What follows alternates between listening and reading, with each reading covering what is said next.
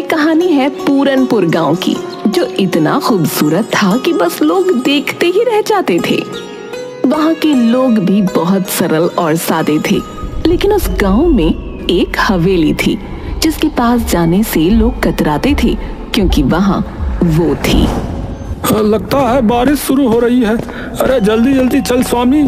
हाँ हाँ चल रहा हूँ, लेकिन तू ये हवेली की तरफ क्यों ले जा रहा है भाई? अरे ये छोटा रास्ता है ना। हाँ ये बात तो है। चल जल्दी चल। लेकिन जैसे ही वो लोग हवेली के पास पहुँचे तो बारिश बहुत तेज हो गई और ओले भी गिरने लगे। अरे भगवान, ओले गिरने लगे। अरे भैया मेरा तो सिर ही फूट जाएगा इन ओलों से। हाँ। अरे जल्दी कोई छत ढूंढ। अरे सामने वो हवेली है ना, इसमें चलते हैं चल। अरे नहीं नहीं भैया, उस हवेली में मत जा। अरे तुझे रुकना है तो रुक, लेकिन मैं तो जा रहा हूँ अंदर। मुझे चोट खाने का कोई शौक नहीं है, समझा?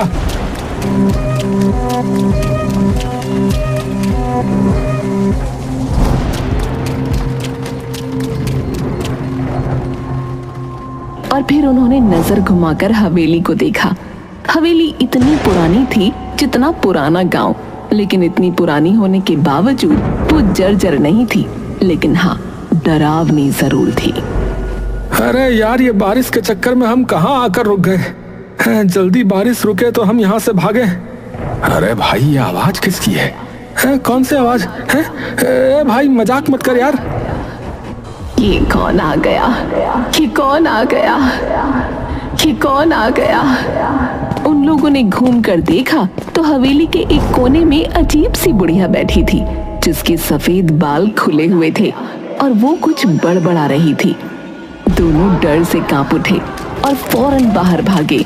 बाहर अभी भी ओले गिर रहे थे, लेकिन इस बार वो ओलों की चोट खाते हुए अपने घर की तरफ भाग गए। भैया राम, भैया लोग सही कहते हैं सोनी। अरे वहाँ कुछ है भैया। भैया मैं तो कसम खाता हूँ अब उस तरफ नहीं जाऊंगा भैया। पूरनपुर गांव में कुछ दिन बाद एक बड़ी अजीब घटना हुई।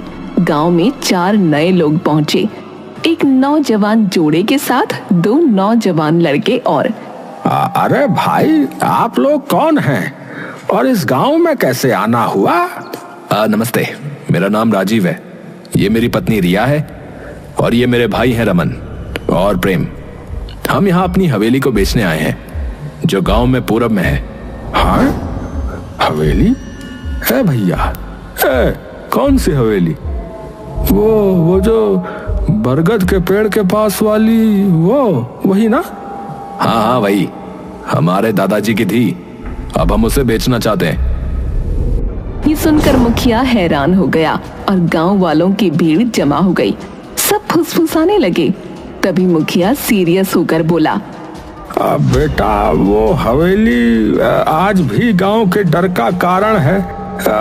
वहाँ एक बुढ़िया दिखती है, अजीब सी। कोई नहीं जानता कि वो असली है या आत्मा है, कोई भूत है पता नहीं, या फिर हमारा वहम है। गांव में ऐसी अफवाहें आम होती हैं, हमने भी शहर में ऐसे किस्से खूब सुने।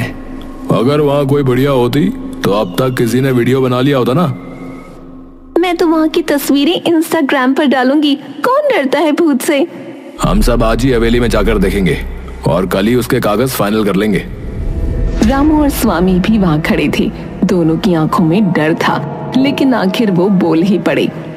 भाई साहब मत जाइए, हमने अपनी आंखों से देखा है उसे। वो औरत इंसान नहीं लगती। हाँ उसके पास जाने से जान पे बनाती है। हाँ बता रहा। अगर वो हवेली मेरी है तो मुझे ही देखना चाहिए ना कि उसमें क्या है। ये कहकर वो चारों हवेली की ओर बढ़े। जैसे ही वो हवेली के पास पहुंचे, सबने उसे निहारा। हवेली पुरानी जरूर थी, लेकिन उसकी दीवारों पर एक अजीब किस्म की चमक थी। वाओ, ये हवेली तो किसी राजमहल जैसी लगती है। इतनी मजबूत दीवारें, कितनी भव्य है। यार ये बेचेंगे तो करोड़ों मिलेंगे भाई। चलो अंदर चलते हैं, मैं तो इसका वीडियो बना रहा हूँ।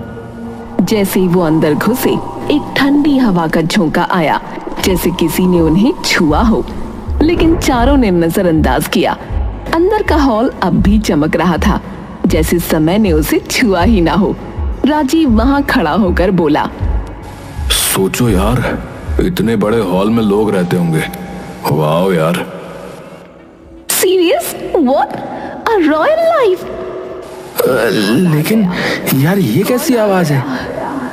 ये कौन आ गया? ये कौन आ गया? ये कौन आ गया? कोई बोल रहा है शायद। चलो उस तरफ चलते हैं, देखती हूँ कौन इतनी एक्टिंग कर रहा है। चारों उस कोने की ओर बढ़े, लेकिन वहाँ कुछ नहीं था। तभी चमगादड़ों का एक झुंड छत से निकला। रिया चीख पड़ी।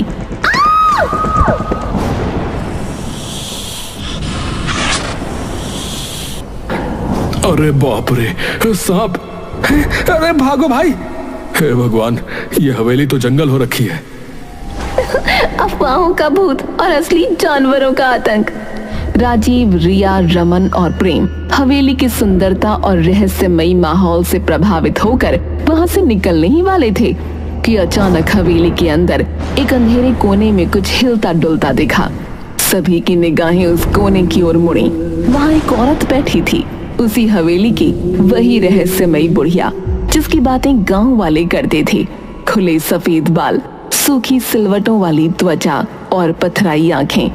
वो देखो, वहाँ कोई है। चलते हैं, ये वही बुढ़िया लगती है। नहीं यार, अब जब सामने दिख रही है तो बात करनी चाहिए। रिया साहस करके धीरे धीरे उस बुढ़िया के पास गई।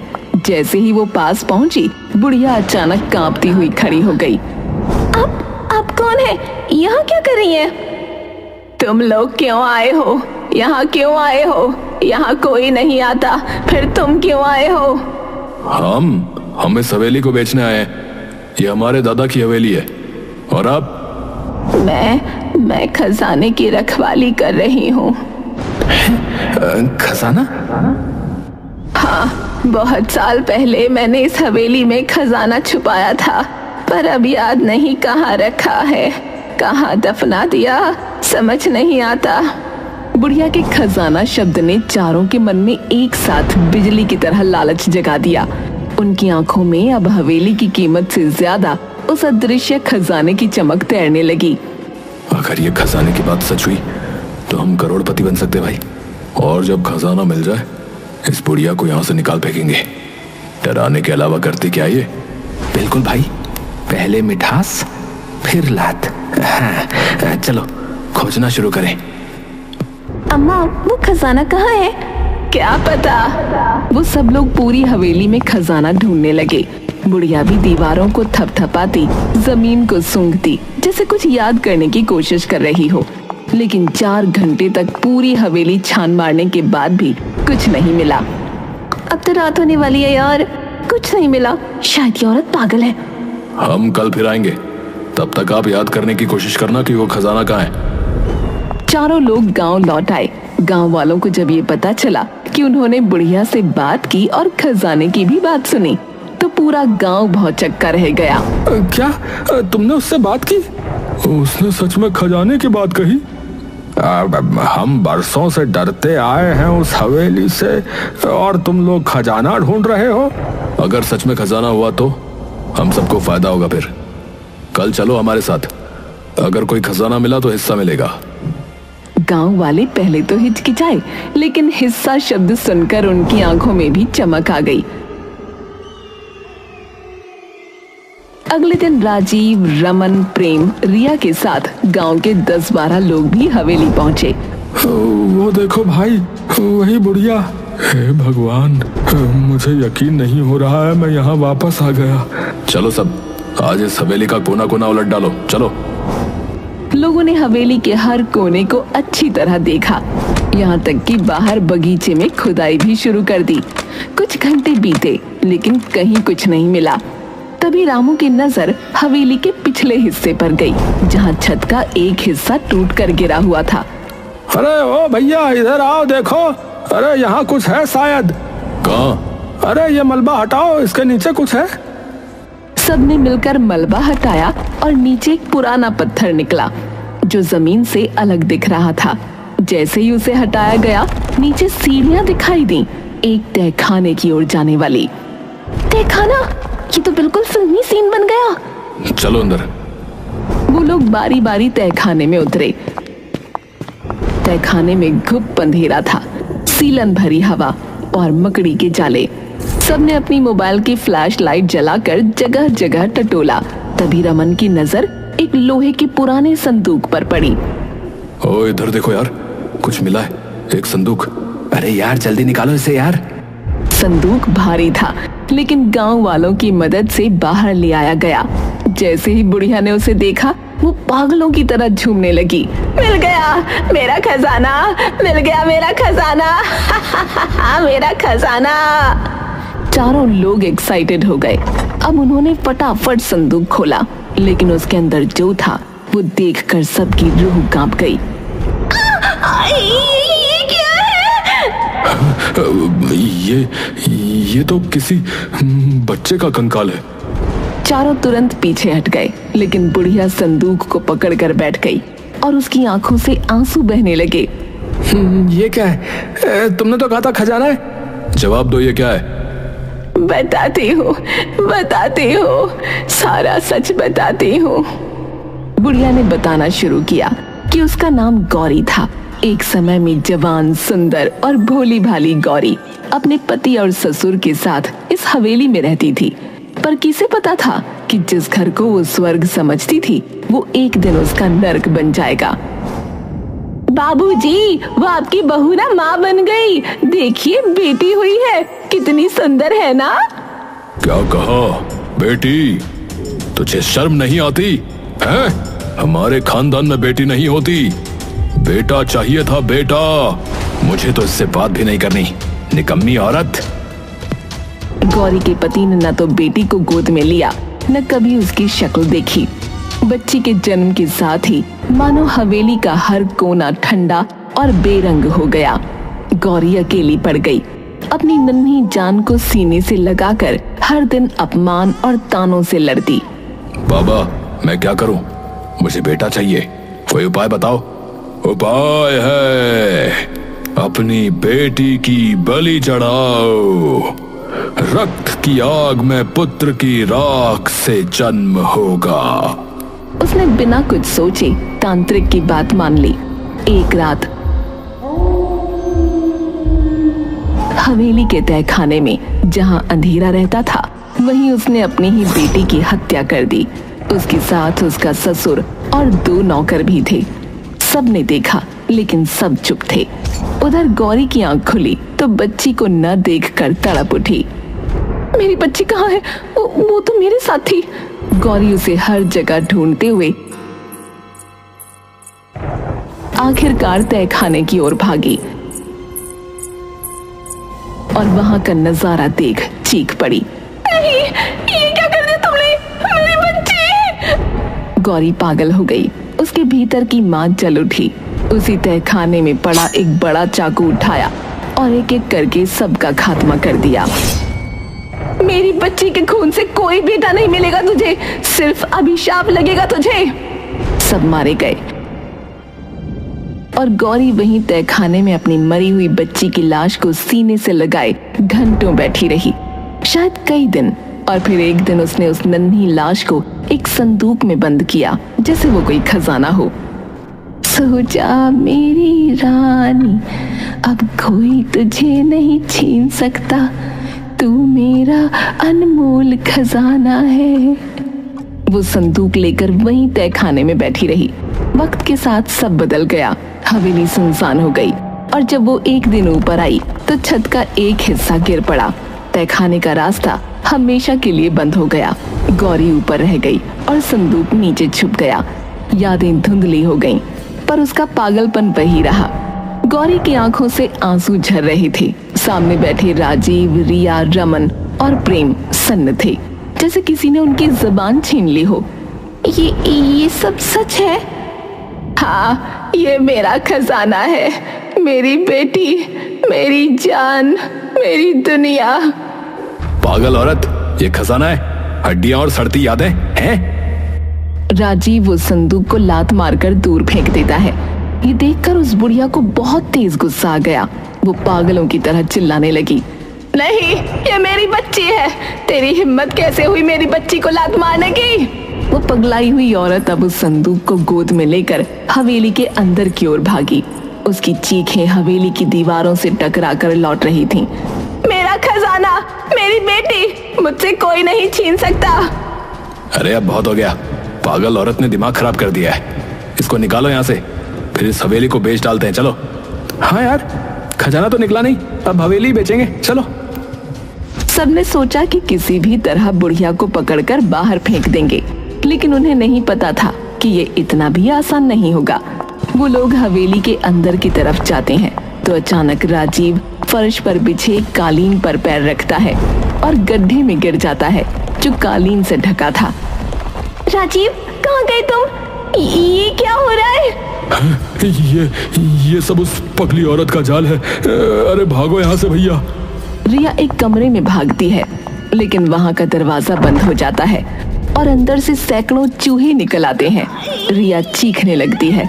उधर प्रेम जैसे तैसे भागता है, लेकिन गलियारे में फिसल जाता है क्योंकि फर्श पर तेल फैला हुआ था। तुम लोग मेरा खजाना नहीं छीन सकते। बुढ़िया अपने बिछाए जालों से बहुत खुश थी, पर उसी समय गांव के और लोग भी वहां पहुंच गए। उन्होंने सब कुछ देखा और एक साथ मिलकर बुढ़िया को पकड़ने की कोशिश की। अरे अब बस, तुमने बहुत डर फैलाया, अब तुम्हें रुकना होगा। बहुत संघर्ष के बाद बुढ़िया को पकड़ लिया गया।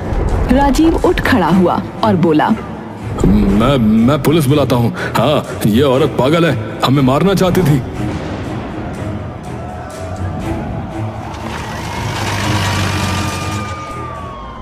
पुलिस जल्दी ही पहुंच गई। सर, हम तो ये हवेली बेचने आए थे। ये औरत हम पर हमला कर रही थी। पागल है सर ये। हाँ, मैं पागल हूँ, लेकिन ये हवेली मेरी है, मेरे खून से सींची गई है। तुम लोग इसे अपना कहते हो, क्या सबूत है तुम्हारे पास? पुलिस को बुढ़िया की बात सही लगी, इसीलिए उन्होंने उनसे कागज मांगे, सबूत मांगे, लेकिन चारों लोगों के पास कुछ नहीं था, न कोई दस्तावेज, न कोई अधिकार। गांव वाले भी अब शंका से भर उठे। राजीव, बताओ, इस हवेली का इतिहास क्या है, बोलो। वो